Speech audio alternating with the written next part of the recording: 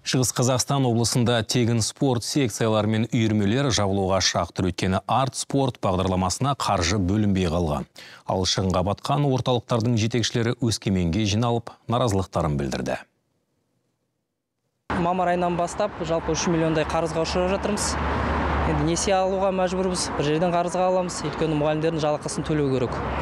Қазір енді қаражаттың жоқтығында несие алып жатырмыз, оның проценттері бар банкте. Проценттерін бізге кім қайтарып береді?